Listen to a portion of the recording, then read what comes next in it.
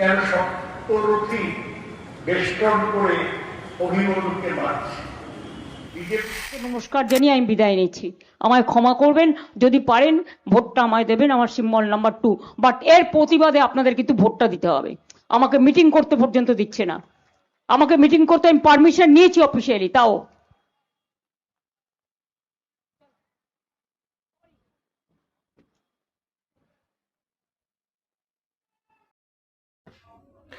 এই দৃশ্য দুটো দিয়ে এই বিশেষ এপিসোডটা শুরু করলাম, তার কারণ হচ্ছে একে তো নজিরবিহীন ঐতিহাসিক এই নির্বাচন পশ্চিমবঙ্গে এবার, যা সব দিক থেকে নজিরবিহীন এবং অভূতপূর্ব। তার কারণ ভারতবর্ষের ইতিহাসে এরকম ভাবে কোনো একটি রাজ্য কেন, কেন্দ্রেও লোকসভা নির্বাচন হয়েছে কিনা অনেক প্রাচীন বর্ষিয়ান মানুষজন স্মরণ করতে পারছেন না। আর সেই সব কটা নজিরকে ভেঙে দিয়ে আর একটা নজিরও এবার তৈরি হলো। সেইগুলো আপনাদের সামনে পয়েন্ট বাই পয়েন্ট এবার তুলে ধরছি। তার কারণ আজকে এইবারের মতো পশ্চিমবঙ্গ বিধানসভা নির্বাচনের রাজনৈতিক প্রচার কর্মসূচির সময়সীমা শেষ হয়ে গেল। নমস্কার, মানুষের ভাষায় আপনাদের সকলকে স্বাগত। আমি প্রবীর রায়চৌধুরী আপনাদের সাথে। কোন সেই নজিরবিহীন জিনিসগুলো এবার ভোটে, দ্বিতীয় দফার ভোটেও নির্ণায়ক হতে যাচ্ছে? প্রথম হচ্ছে, এই যে ছবি দুটো বা ভিডিও দুটো দিয়ে আপনাদেরকে এপিসোডটা শুরু করলাম, আপনারা একটু স্মরণ করে দেখুন, কোনো ক্ষেত্রে কোনোবার পশ্চিমবঙ্গে যতগুলো ইলেকশনের কথা আপনাদের স্মরণে বা স্মৃতিতে আছে, একটু ভেবে দেখুন যে যে দলটা শাসন ক্ষমতায় তখনও পর্যন্ত থাকে, আবার উল্লেখ করছি তখনও পর্যন্ত থাকে, সেই দলটার এই রকম হাল কোথাও কখনো কোনোবার আপনারা দেখেছেন কিনা? সেটা বাম আমলেও দেখেছেন কিনা? না, দেখা যায়নি। বরং ঠিক উল্টোটা হয়েছিল।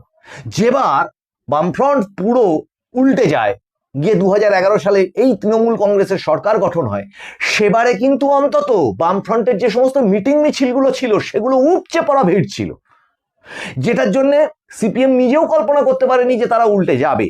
আশঙ্কা ছিল কঠিন লড়াই, এই কোট আনকোট এই শব্দটা ব্যবহার করত, কিন্তু সত্যিই উল্টে যাবে।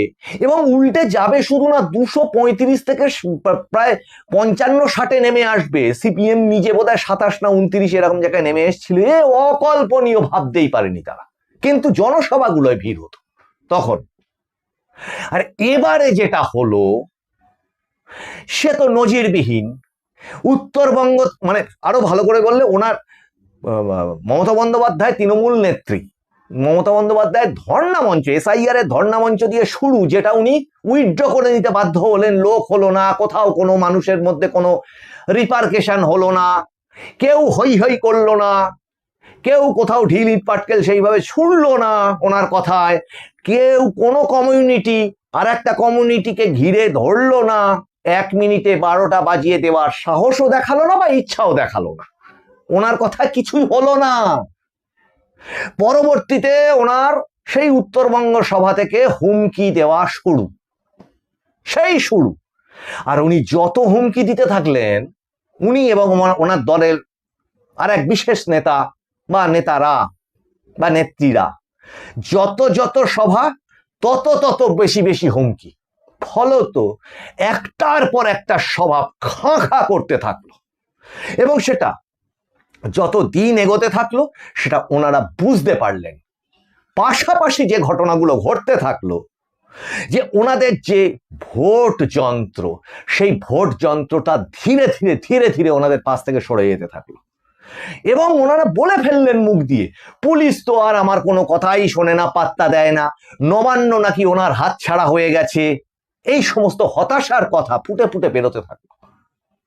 এবং কোন রাজনৈতিক দল একটা যে রাজনৈতিক প্রচার করতে যাচ্ছে যে আগামী দিনে তারা ক্ষমতায় যদি আসে তারা মানুষের জন্য কি কি ঠিক করবে, সেটা না করে আগামী দিনে তারা ক্ষমতায় আসলে কাকে বেছে বেছে দেখে নেবে, সে পুলিশ অফিসার হোক, সে অ্যাডমিনিস্ট্রেটিভ অফিসার হোক, আর সাধারণ মানুষই হোক, তারা সমস্ত নাকি লিস্ট তৈরি করে রাখছেন, তারা যদি ফিরে এসে কাকে কাকে কি কি ভাবে দেখে নেবে, কার গলায় পোস্টার ঝুলিয়ে দেবে, কার বাড়ির সামনে পোস্টার ঝুলিয়ে বলবে বিজেপি করি না, লেখা থাকবে তাতে নাকি, কাকে আবার ওই ঘিরে ধরাটা তো ছিলই লাগাতার, কাউকে আবার নাড়ু লাড্ডু এইসব পাঠিয়ে দেবে। কারণ পাশাপাশি আর একটা জিনিস খেয়াল করুন, ওনাদের হয়ে যারা গলা ফাটাতেন ডাকাবুকোরা, যারা তিহার জেলে গড়াগড়ি খেয়ে ফিরে এসেছেন কোন রকমে,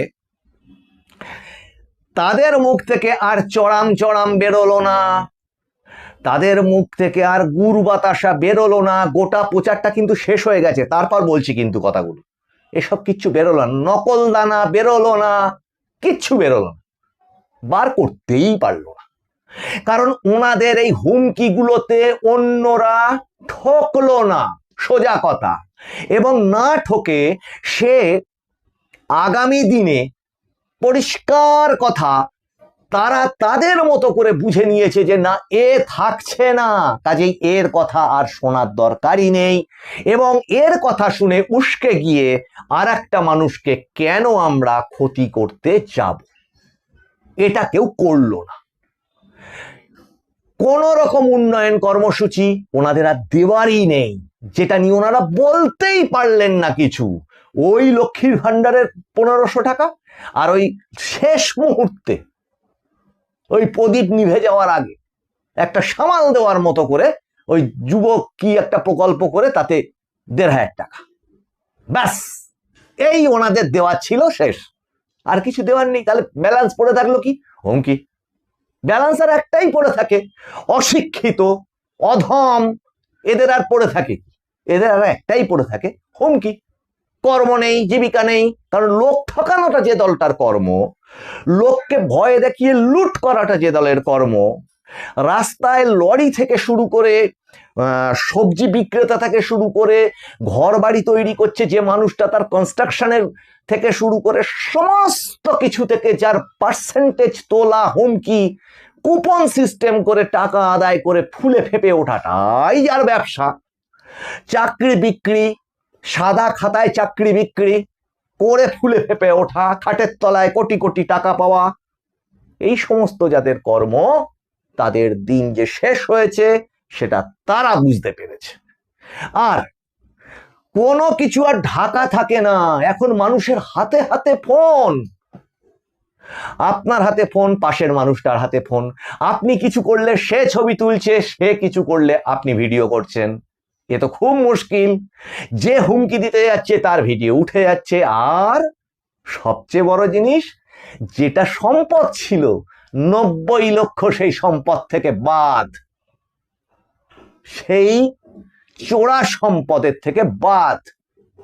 এমসিসি চালু, নির্বাচন কমিশনের কঠোর মনোভাব, অপশাসনকে উৎখাত করবার প্রতিজ্ঞা, সুপ্রিম কোর্টে একের পর এক ধাক্কা, এসআইআর এর সম্পর্কে মানুষকে ভুল বুঝিয়ে বুঝিয়ে মানুষ বুঝে গেল এ বেটা আমাকে ঠকাচ্ছে, আসল কাজের কাজ তো কিচ্ছু করছে না। ওই আগের এপিসোডে বলেছিলাম না, একটা প্রশ্ন করলেই তৃণমূল কংগ্রেসের সবাই দেখবেন ফুস করে সামনে থেকে উড়ে চলে গেছে। এখনো অবশিষ্ট যেটুকু আছে কি, আচ্ছা এসআইআর এর পুরো মানে কি বল, বল, তুই তো এসছিস আমার নাম তুলে দিবি, আমাকে উপকার করতে এসছিস, আমাকে নাকি ট্রাইব্যুনালে নিয়ে যাবি, এইসব তোর ভিডিও তো তোর ভিডিও, তোর এসডিও, তোর এইআরও, তোর ইআরও, এরা কি করতেছিল? তোরাই তো নামটা কেটেছিস। আচ্ছা এবার বলছিস নাকি আবার তুলে দিবি, তোরা আমাকে সাহায্য করতে এসেছিলি। তা এসআইআর কথাটার পুরো মানে বল। আর ওটা একটু আমার সামনে কাগজ আর পেন দিচ্ছে, একটু লিখে ঠিক বানান করে লিখে দেখা, এনুমারেশন ফর্ম, এটা লিখে দেখা, সব ছেড়ে দে, তুই তোর নাম আর তোর যে এডুকেশনাল যোগ্যতা আছে সেইটা একটু ইংরেজিতে লিখে দেখা, তারপর তুই আমার সামনে দেখবেন ফোর্স করে উড়ে চলে গেছে। ভুলের পর ভুল, ঠকানোর পর ঠকিয়ে এই পুরো নির্বাচন প্রচারটাকে চালিয়ে গেল। একটা মিটিংয়ে কোন রকম উন্নয়ন কর্মসূচির কথা বলার সাহস দেখিয়েছে কেন? যেই যদি সাহস দেখাতে যায়, ওনার এই ধর্ণা মঞ্চের মধ্যে শিক্ষকরা নিয়ে প্রতিবাদ জানিয়েছিল প্লাকার্ড নিয়ে, এই দেখুন আমাদের আপনি কি করেছেন, সর্বনাশ। শিক্ষা থেকে স্বাস্থ্য থেকে সমস্ত প্রত্যেক এপিসোডে বলি, হয়তো অনেকে বোরিং লাগতে পারে, কিন্তু যারা নতুন এসছেন তাদের অন্তত লাগবে না। তা এখন ব্যাপার হচ্ছে, এই সমস্ত কিছু যে ধ্বংসটা করেছে, করার পরে যেটা নিয়ে বলতে যাবে মানুষ বলবে এই 15 বছর তুই করিসনি কেন এটা? তুই আজকে ব্রিজ করার কথা বলছিস, তুই এতদিন করিসনি কেন? তুই আজকে রাস্তা করার কথা বলছিস, তুই চুরি করেছিস কেন রাস্তার খোয়াটা? তুই আজকে হসপিটাল উন্নতি করবি, অভয়া হয়েছে কেন ওখানে? আজকে তুই শিক্ষার কথা বলছিস, তুই চাকরি চুরি করেছিস কেন? মানুষ এবার সেইগুলো মানুষের মনের মধ্যে জমেছিল, পাথরের মতো হয়েছিল।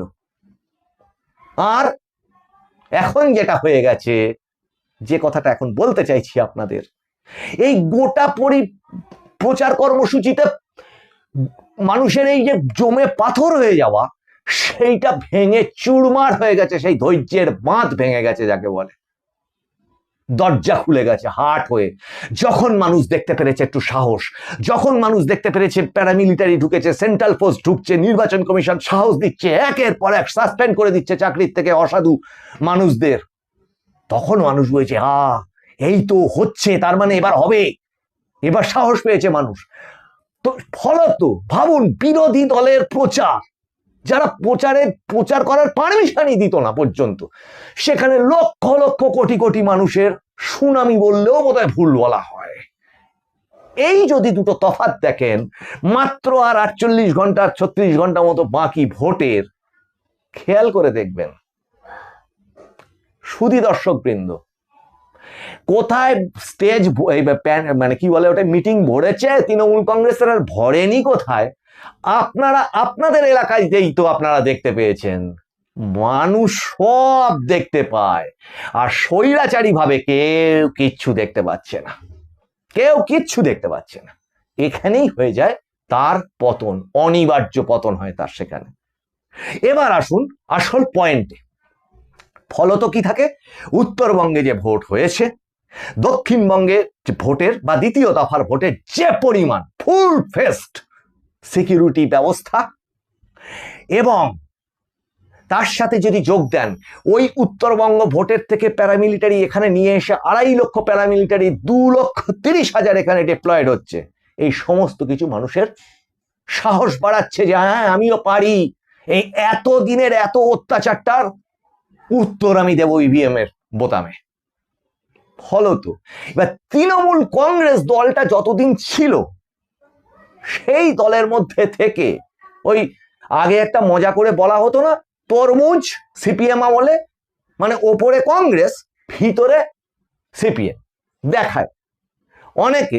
তখনকার দিনের সংবাদপত্র টত্রে লেখা হতো, ওই সুব্রত মুখার্জি তৎকালীন কংগ্রেস নেতা ছিলেন, তাকে তরমুজ বলতো অনেক খবরের কাগজ, তার কারণ তার ওই বামফ্রন্টের নেতাদের সঙ্গে মেলামেশা ছিল, সেই কারণে বলতো, এবং ওপরে তিনি কংগ্রেসের নেতা ছিলেন। এবার চাল কুমড়োটা মনে পড়ে আপনাদের? রসিকতার সালে বলছি, চাল কুমড়ো, এই চাল কুমড়ো বলছি, এমনি মিষ্টি কুমড়ো, মিষ্টি কুমড়োর ওপরটা সবুজ, ভিতরটা কিন্তু গেরুয়া। আর এখন হয়ে গেছে কি, সবটাই পাকা কুমড়ো, সবাই এখন বিজেপি হিন্দুদের মধ্যে। আর অন্যদিকে যদি পুরো ভোটের আপনারা ক্যালকুলেশন করেন, কেউ ভেবে নিয়েছে ভাই আর যাকে দিই, আইএসএফ কে দিই, অন্য কাউকে দিই, তৃণমূলকে দেব না। হিন্দুদের মধ্যে তো বটেই, কনসলিডেটেড ভোটের পুরো সংখ্যা তত্ত্ব দিয়ে, গাণিতিক হিসেব দিয়ে আগের এপিসোডে দেখিয়েছি যে কেন হিন্দু ভোট কনসলিডেটেড ছিল সেই 2021-এর আগে থেকে। সেই 37%, 36%-এর হিসেব, সেটা এবার ফুলে ফেঁপে কোথায় যেতে চলেছে তার কোনো সীমা নেই। ফলত তৃণমূল কংগ্রেস বলেই আর কিছু নেই। কারণ লাস্ট কারণটা বলে শেষ করি।